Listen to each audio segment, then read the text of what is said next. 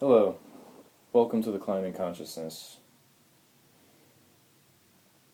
There's a lot of generational patterns that exist in everybody that I think a lot of us want to deny and push away because they have a lot to do with our personality and how we appear, and a lot of things we might not even like about ourselves or think that don't fit into our perfect idealization of who we are. A lot of things come from your past generational DNA. I'm Irish. There's a lot of Irish blood that runs in me.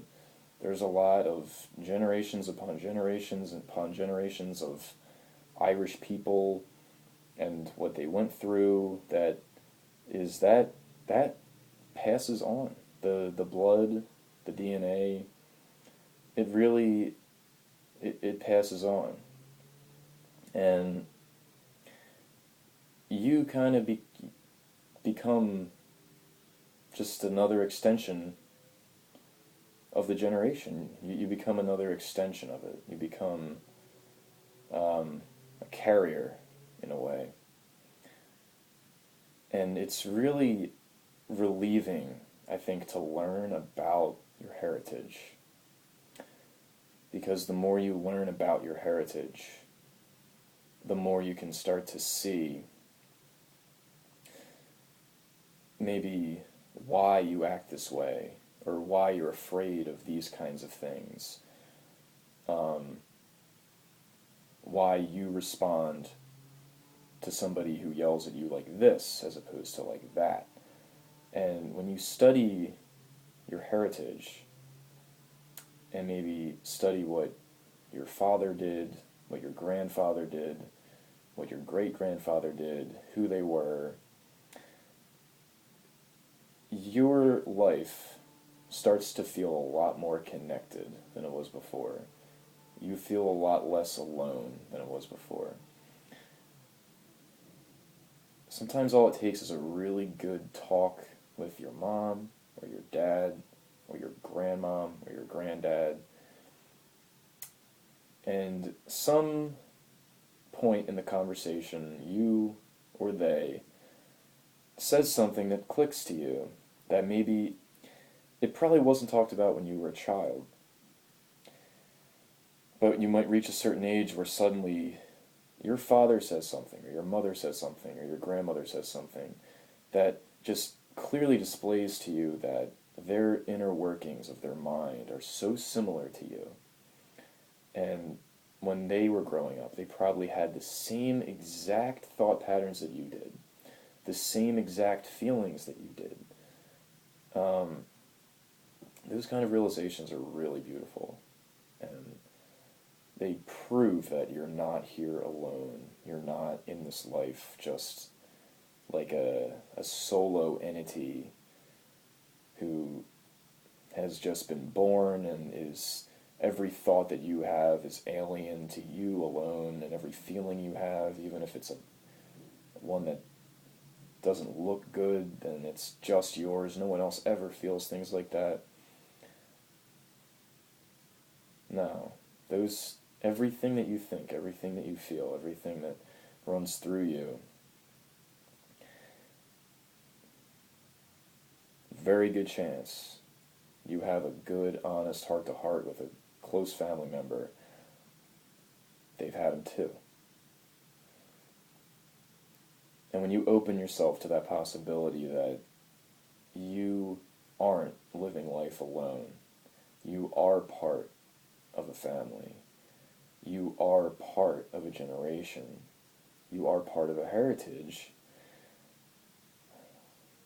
the feeling of connection is absolutely beautiful and gratifying, and needs to be felt by every human being. And I think a lot of pain comes from trying to deny the bond to our heritage and our family. Because attempting to deny that you are a part of what is flowing through you all the time is like trying to put your hand up against a flowing river to make it stop. It is an impossible task, and your effort is futile, and it's an effort that if you simply stopped doing it, you'd get what you want. If you put your hand down against a river that continues to flow, then you would finally, you would stop the whole river, but the happiness that you'd be looking for by stopping it, you'd receive, because you would then flow with this river that is flowing no matter what, and you'd be at peace with yourself. And there's something really magical about crossing that barrier of living life alone and accepting that you really are bonded to your family and to a heritage, and to accept it and to know that the blood that runs through your veins was blood that ran through someone else's veins, and it's blood that will run through someone else's veins in the future. It's incredibly beautiful, and it's incredibly gratifying, and it relieves a lot of tension, because a lot of tension that I feel, that you feel, is tension that's created because we think we are the only ones experiencing this. I might think I'm the only person that is experiencing stress. I'm stressed out, oh my God, as if I'm the only person who's experiencing stress, when this is happening on such a broad level to every human being at every second of every day. And to really feel that interconnectedness is truly beautiful. And it has a lot to do with accepting past scars, accepting pain, and allowing yourself to fall into it, as kind of like allowing yourself to fall into somebody's arms. If you allow yourself to fall into your own family and your own heritage, it's the act of faithful trust that breaks all the barriers of you thinking that you're in this thing alone.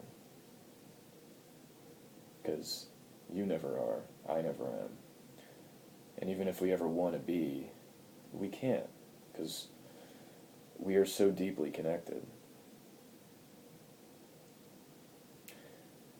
So keep that in mind for this supermoon. Because the moon is closer to the Earth now than it will be for a while, and then it's been in a while, so there's a good chance that there's going to be a lot of moods flying and a lot of feelings out of control just in time for Trump winning the election. So don't take anything personally. Try to keep your cool, stay calm, and if people get all up in your grill, don't take it personally. Just look at them and say, it's the supermoon. That's all you gotta say.